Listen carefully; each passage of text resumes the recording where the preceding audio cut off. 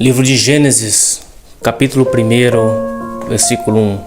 E no princípio criou Deus os céus e a terra era sem forma e vazia, e havia trevas sobre a face do abismo, porém o Espírito de Deus pairava por sobre as águas.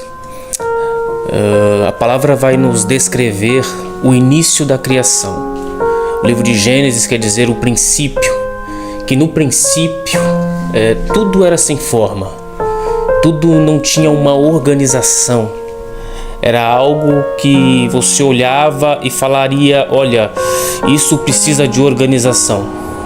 Porém, existia a ausência da voz de Deus sobre toda a criação e tudo estava fora do lugar.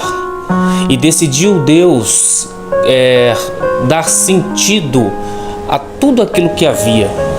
E a palavra de Deus diz que quando Deus começou a pronunciar sobre a matéria, começou a pronunciar sobre a porção seca, sobre os mares, sobre as águas, aquilo começou a ganhar forma, aquilo começou a tomar organização através da palavra de Deus. Quando ela teve impacto sobre a matéria começou a ganhar forma e começou a ganhar organização.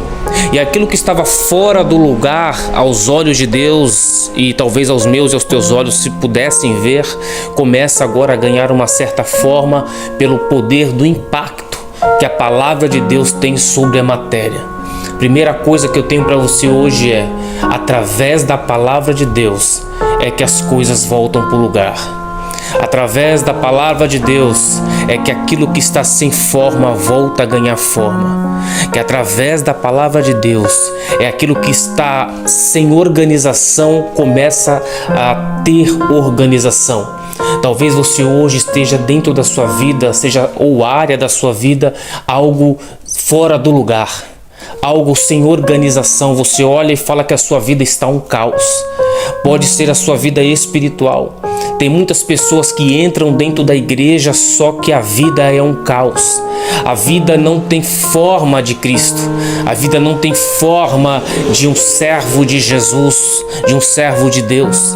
As pessoas olham e vejam tudo fora do lugar. E quando é que passa a ganhar forma?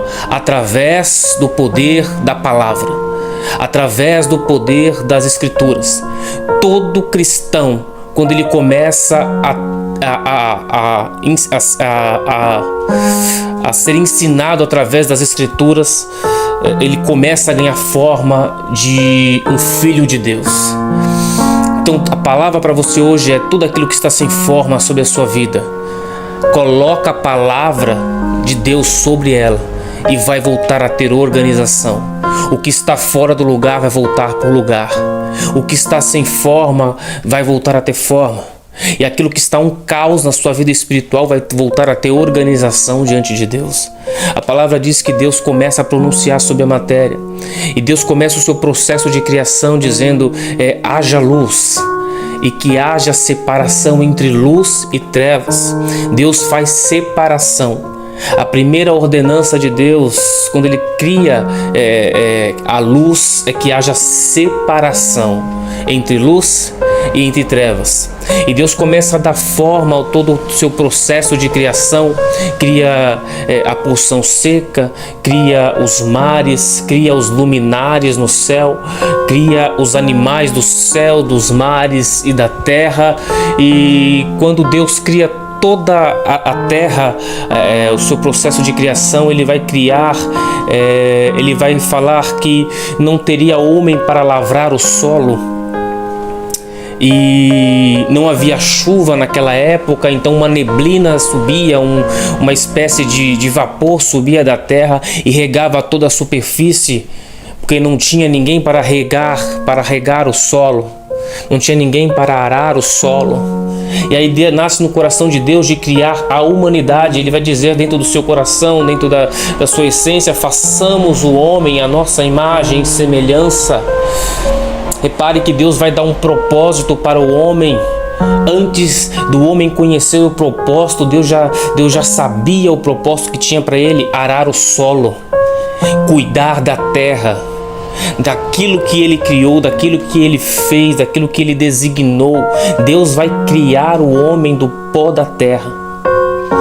Ele vai formar a imagem de um ser humano, e a palavra diz que Ele vai soprar sobre suas narinas e vai dar forma ao homem, e o homem passa a ser alma vivente sobre a terra. Só que eu acho interessante aqui, eu quero que você se atente, é que quando Deus dá forma ao homem, eu acredito que seja dentro das medidas dele. O homem não pode se dar forma sozinho. O único que pode dar forma ao homem é o próprio Deus, e a mão de Deus dando forma ao homem. A palavra para você é: você não pode se dar forma. Permita-se que Deus, através da sua mão poderosa, dê forma à sua vida diante da presença dEle.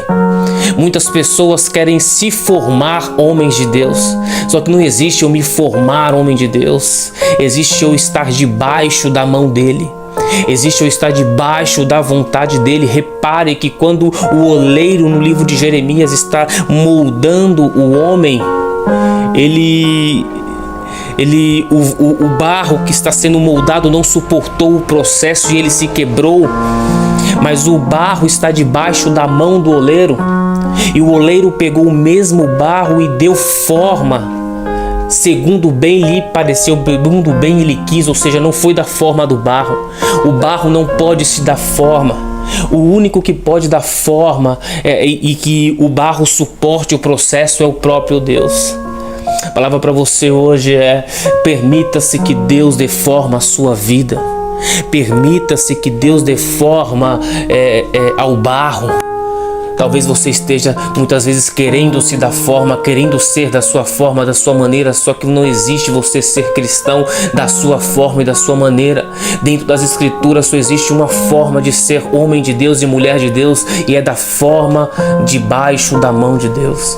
A palavra diz que Deus cria o homem e Ele coloca o homem dentro de um jardim, ou seja, o jardim é a casa que Deus plantou para o homem e para a mulher, porque a Bíblia diz assim que Deus plantou um jardim, ou seja, Deus ele criou uma casa de habitação para o ser humano, para o homem e para a mulher. Deus criou Adão, após criar Adão, Deus criou Eva e colocou eles dentro de um jardim.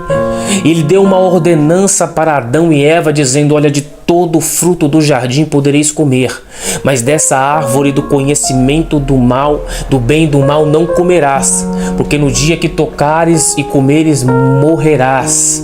Ou seja, Deus colocou uma árvore, apenas uma, que eles não poderiam comer.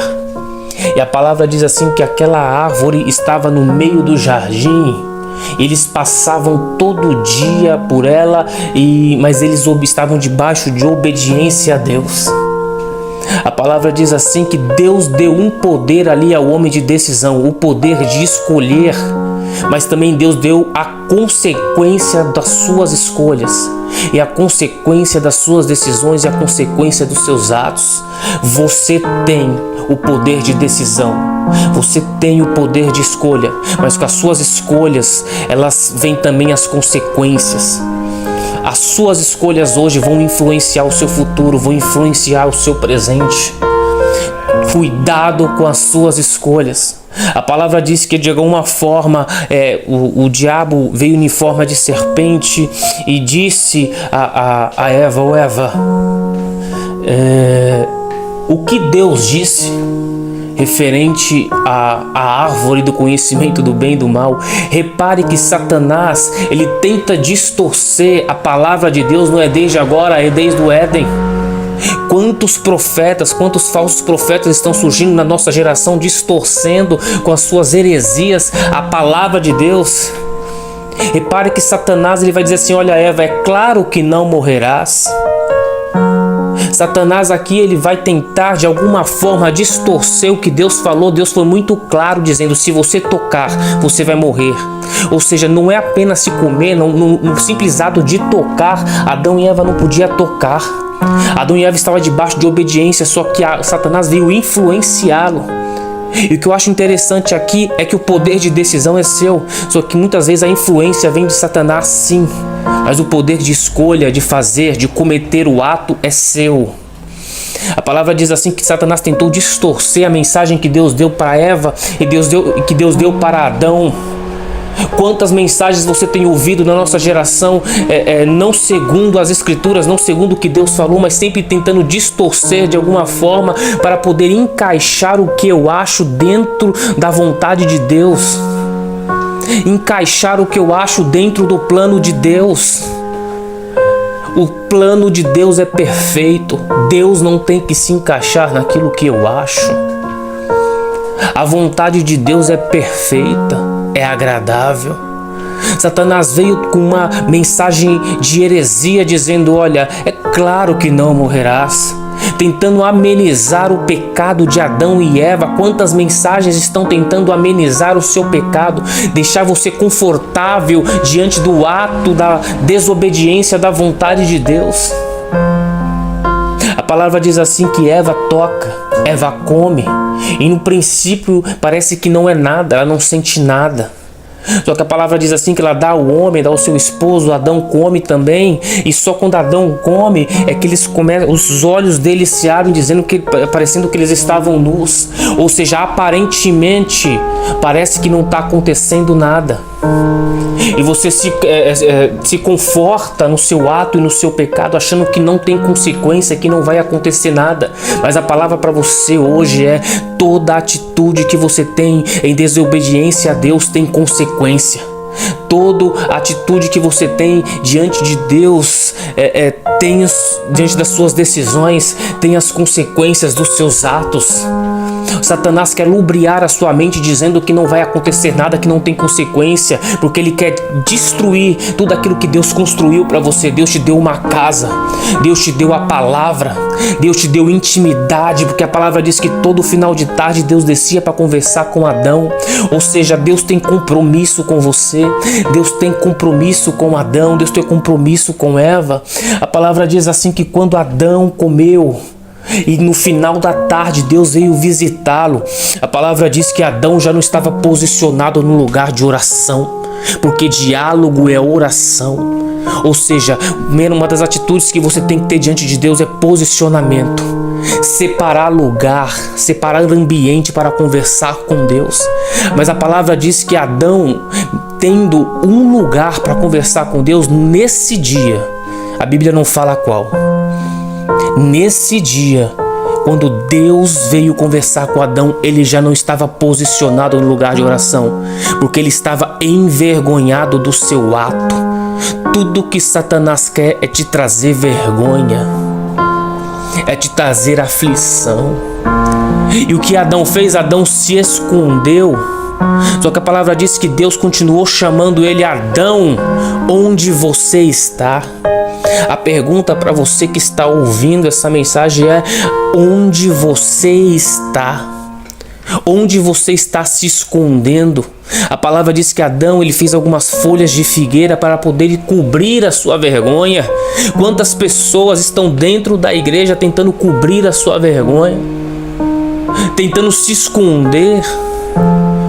Só que a palavra diz assim que por mais que ele tente se esconder, a voz de Deus continua chamando ele: onde você está? A palavra para você hoje é: por mais que você tente se esconder, a voz de Deus continuará te chamando: onde você está? Cadê o seu posicionamento? Vem para perto. Deus está te chamando hoje. Deus está te chamando hoje. Não importa onde você está se escondendo, não importa o que você fez diante da presença dele. Jesus está dizendo: onde você está? Deixa a sua vergonha e vem até a minha presença. É hora de se posicionar de novo. Você pode se esconder do pastor, você pode se esconder dos irmãos, mas da voz, da palavra de Deus, você não pode se esconder. A voz de Deus continua falando a você: onde você está, vem pra cá. Não deixa Satanás te acusar, não, da sua vergonha. Vem pra cá porque tem solução em Jesus pra você. Vem pra cá porque tem solução no sangue de Cristo pra você. Deus está te chamando. Você perdeu a vontade de louvar, você perdeu a vontade de orar, você perdeu a vontade de pregar. Você estava posicionado naquele lugar todo dia, naquela hora você orava, todo dia naquela hora você lia a Bíblia, todo dia naquela hora você louvava e você sentia a presença de Deus como se Deus estivesse falando com você, e você perdeu isso. Deus está te chamando hoje. Onde você está? Eu sei o lugar que você se esconde. Eu sei o que está te afastando da minha presença. Eu vou atrás de você, Adão. Eu vou atrás de você, Eva. Você precisa ter um tete a tete comigo de novo. Colocar diante de Deus os seus atos, colocar diante de Deus as suas decisões, os que você cometeu de errado. Vem pra cá. Onde você está? Essa é a palavra que eu deixo pra você hoje. Deus está te chamando. Não se esconda da voz dele. Muitos estão se escondendo porque tomaram decisões erradas, porque tomaram escolhas precipitadas e com elas vinham as consequências. E a consequência do pecado é o afastamento de Deus.